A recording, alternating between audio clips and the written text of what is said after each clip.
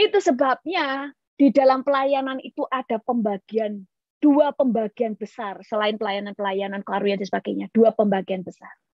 Imam-imam dan raja-raja. Kalau saudara itu punya uang, jangan pernah tahan untuk mendukung pekerjaan Tuhan.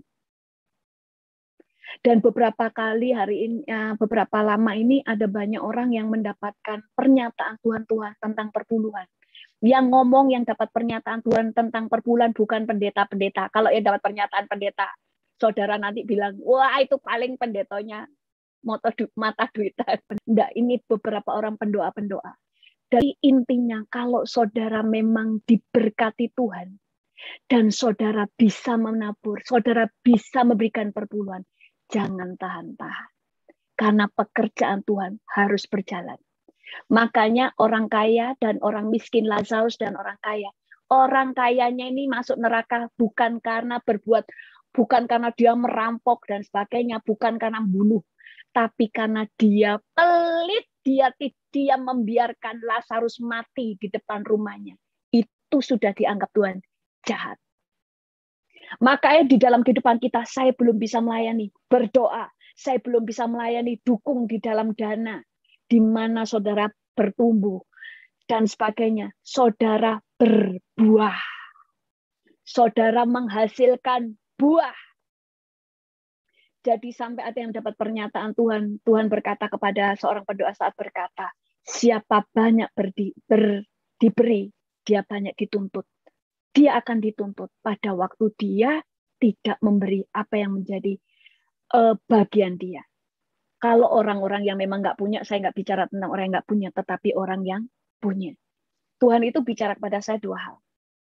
Seorang anak-anak Tuhan, kalau engkau tahu saudara diberkati di suatu tempat, saudara banyak diajar, saudara harus tahu memberkati pelayanan itu. Saya tadi bicara tentang perpuluhan. Karena pekerjaan Tuhan harus dikerjakan. Tetapi pendeta-pendeta yang makan terus perpuluhan juga akan bertanggung jawab di hadapan Tuhan. Kapan hari, kayak contoh ya, Tuhan itu mengajarin saya ya.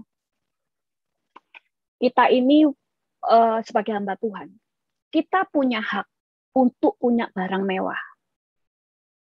Kita punya hak untuk tampilan keren, punya barang pokoknya serba mewah lah, rumah gede, luar biasa. Boleh, punya hak. Tetapi kalau kita hidup dari persembahan dan perpuluhan, kalau saya enggak ya saudara, saya enggak hidup dari perpuluhan, saya bukan gembala sidang, jadi saya tidak hidup dari perpuluhan, makanya saya berani ngomong perpuluhan. Saya juga bekerja untuk membiayai hidup saya. Suami saya juga bekerja. Jadi saya tidak hidup dari perpuluhan. Tidak hidup dari persembahan. Jadi Tuhan sampaikan pada waktu hamba Tuhan, dia hidup dari perpuluhan dan persembahan. Lalu hidupnya penuh kemewahan. Sebenarnya itu akan menjadi sandungan. Dan itu dipertanggungjawabkan kepada Tuhan. Itu sebabnya kadang-kadang kita punya hak untuk mewah. Makanya dulu sampai muncul pastor style ya kan, dari ke ujung kepala sampai ujung kakinya semuanya barang-barang bermerek. Tetapi kalau itu menjadi sandungan, mulai lepaskan, itu adalah salah satu melepaskan hak karena kita adalah pelayan Tuhan. Kecuali saudara memang seorang pengusaha dari mulanya, terserah.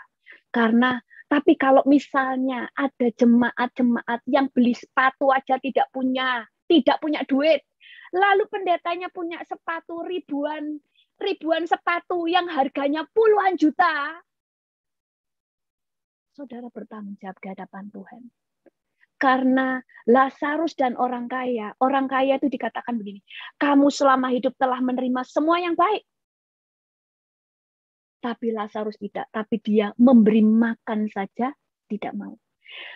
Kecuali kayak ada ya gereja-gereja besar di Amerika ya, di Hollywood sana ya.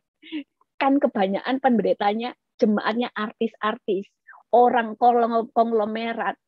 Kalau kemudian pendetanya pakai tas Hermes atau membawa tas Dior yang harganya puluhan atau ratusan juta. Ya orang-orang itu biasa. Tapi kalau di Indonesia kurang pantas. Kalau misalnya hanya untuk olahraga saja, bajunya itu Gucci. Topinya Gucci. Kemudian bajunya apa merek apa lagi, saya nggak hafal merek. Ikat pinggangnya Hermes, sepatunya apalagi, tasnya Dior dan sebagainya. Dari ujung kepala sampai ujung kaki semuanya bermerek. Sementara di Indonesia jemaatnya banyak yang kere. Maksudnya banyak yang mereka makan saja susah. Ini juga masalah tentang kebenaran sikap hati.